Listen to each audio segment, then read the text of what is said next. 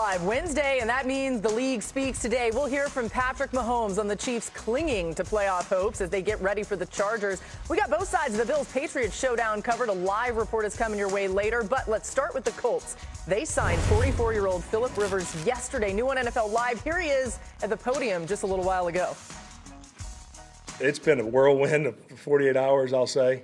But each moment that goes by, I feel more and more confident. I really do. I think for me, the decision wasn't easy, and because of all the things that you all can imagine, there's human nature to have a little doubt, you know. And I think for me, working through that was, well, that's normal. You know, that's normal to have a little doubt. Who would have doubt after 5 years, you know? But where's that? Is that doubt real or not? And it's like, well, let's again, like I go back to our first answer. The only way you can find out is to go. So he came in here, he didn't forget how to throw a football. So we did that Monday, and then Tuesday, he was in the hotel thinking it over. He called us. Me and Chris were in the office. Said, "What do you think?" He said, "Dadgummit, let's freaking go." And so we said, let's do it. He has a belief that he can do it, and obviously we called him, and we're in the hunt. And, I mean, he's like, man, we got a chance. And I'm going to go, and if I can be a part of that, that's freaking awesome. And so he's fired up for the challenge. I know that. And if he wasn't fired up for the challenge, he wouldn't do it. Again, we're going to take it one day at a time. I'm excited. I feel good. It's also very comforting to know the offense. And you know, that's a big deal. You know, to be able to see that call sheet on Tuesday morning and be able to know what every play is. But a few tweaks here and there that they've done over the years. So that's a big part of it as well. I mean, what a story. Stephen Holder joining us there in Indy, and you were out there to see what was going on there today. So what did you see? What have you heard about the plan here for Philip Rivers, Stephen? Well, we saw Philip Rivers in all his glory. He was affable as ever. He's the same guy we always remembered. And we also saw him on the practice field. And the ball looked as lively as it did toward the end of his career. We saw that awkward throwing motion that he always had. So really, they are working through how they're going to proceed this week. And part of that is evaluating him in practice to see if this is a viable option for him to play on Sunday. Now, we also talked at length with Rivers about the fact that, look, he hasn't played in 5 years and the realities around that. He acknowledged that he hasn't taken a hit in a long time. He even said his wife had conversations with him about the injury risk. He said, well, that was a consideration for the last 250 or so games that I played, so that's no different.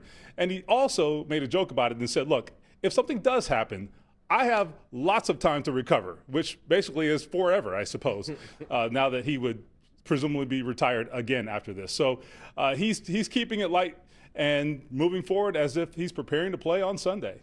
I mean, this is just incredible entertainment. I love it. As we welcome Adam Schefter in here, thanks so much to Stephen. We'll continue to talk about this story with you a little bit more. But Adam, what are you hearing about the plan here for Philip Rivers and how likely it is that he actually is going to play with the information that Stephen's given us too? Well, Laura, the Colts have been non-committal, but you can just read the room and see that there's a real chance that Philip Rivers is going to wind up playing on Sunday against the Seattle Seahawks. For starters, they have Riley Leonard dealing with a strained knee ligament. Now, it's not a terrible injury, and he might be able to play, but there is the injury question. You heard how comfortable Philip Rivers is in this offense already. He knows it. He's ready to play mentally, and I think that they want to make sure that he can get through the week physically today, tomorrow, Friday, before they commit to him playing Sunday. But Dan said it earlier in the week. He didn't come there to sit on the sideline and hold a clipboard. He came in to play. And whether he plays this week or next week, the time is coming where Philip Rivers is going to be signed off the practice squad, and he's going to get his opportunity to put his mark on this Colts season. Just think about this. A week ago, the Colts are out there with number 17 going through practice with a hairline fracture in his left leg. Now we've got number 17, 44-year-old grandfather Philip Rivers out there trying to get ready for Sunday against the Seattle Seahawks. There has been no team that has produced more odd storylines at the quarterback position through the years than the Indianapolis Colts, and they continue to do it again right now. Adam, you ain't lying. And listen, I'm not laughing out of disrespect here. This is just amazing. Like, it's a hilarious story. I love it.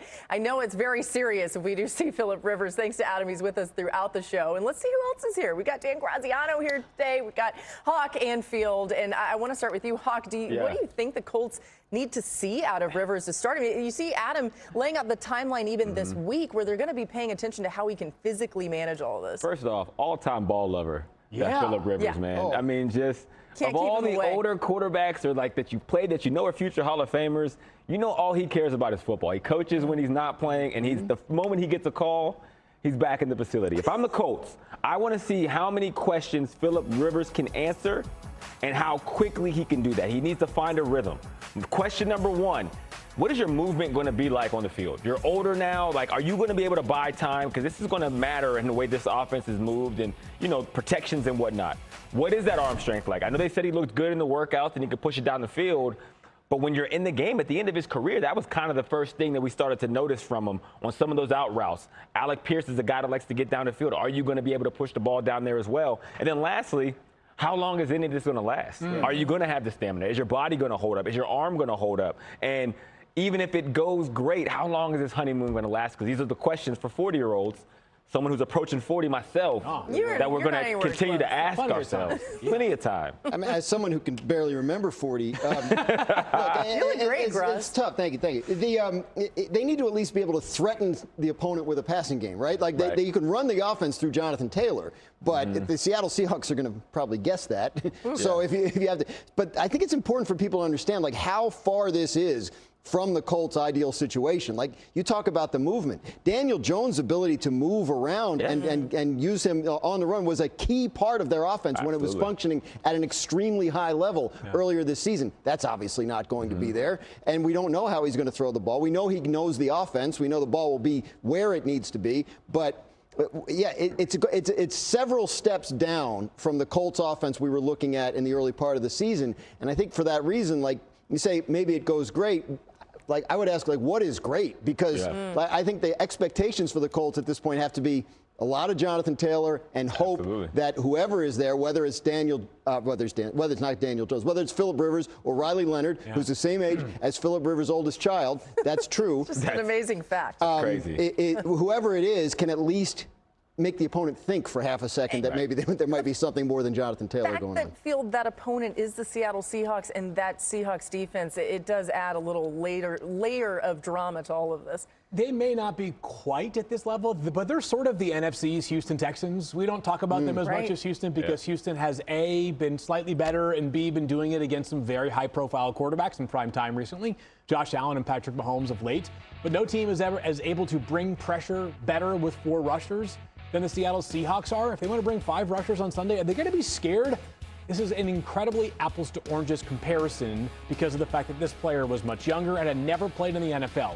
But I imagine the way that the Seahawks defenders are licking their chops right now is probably similar to before they played Max Brosmer a couple weeks ago. Like, who do you think threatens them more right now? I get it. That's not fair to Philip Rivers. He deserves more respect than that. No, I just meant that was rough to watch. 5 years, I'd say for mine, like 5 years retired Philip Rivers. It's just an entirely different ballgame. What I will say is I've thought about this and tried to talk myself into it more and more and more. We were here back in week 4 when the Giants made a quarterback switch, and we were like, did they really have to go to Jackson Dart before they played the Chargers? They couldn't wait a week and get to the Saints. They ended up beating the Chargers, and Dart played well. Crazy things do happen every Sunday in the NFL. This would be amongst the craziest. By the way, guys, Sunday will be 1,800 days since Rivers' last NFL game. That's it, huh? In 2020, that was that wild card loss at the Bills. 1,800 days. All right, let's get Adam Schefter back in here with some more top stories, starting with Lamar Jackson. What is the latest there, Adam, with Lamar? Laura, play back the tape from the last days we've done this show and get the bite of me talking about how Lamar Jackson didn't practice on Wednesday due to some sort of ailment, whether it was his toe, knee, ankle, whatever it may be, not practicing again today as the Ravens get ready for a big game against the Bengals. If form holds up, he'll practice tomorrow and play Sunday. Meanwhile, the Commanders already have ruled out Jaden Daniels, who aggravated his left elbow injury last week against the Vikings. He's out for Sunday's game against the New York Giants, which means Marcus Mariota will start. against the New York Giants and Jackson Dart. And on Thursday Night Football, the Buccaneers and Falcons get the week going. And a short time ago, the Buccaneers activated Mike Evans and Jalen McMillan off of injured reserve, making both eligible to play on Thursday night. You don't activate those players if you don't intend to play them. It looks like Evans will be back on the field tomorrow night. And a short time ago, NFL Executive Vice President Troy Vincent informed teams today that the collective bargaining agreement between the NFL and the NFL Referees Association ends in May. It's the final season of the agreement, a lot of uncertainty. The league is looking for more accessibility to these officials. Some have argued that maybe the league should make officials full-time, which they haven't done in the past, but there is a whole issue percolating right now between the league and its officials with their labor agreement scheduled to end this spring. There are a lot of different opinions on it, and a lot of teams unhappy with the state of officiating this past season. Same story there. Yeah, that's sneaky big news, I think. So something to keep an eye on for sure as it comes to officiating in the NFL. We're just getting started here on NFL Live. Adam continues on with us in Green Bay, packing their bags for Denver. Can the Packers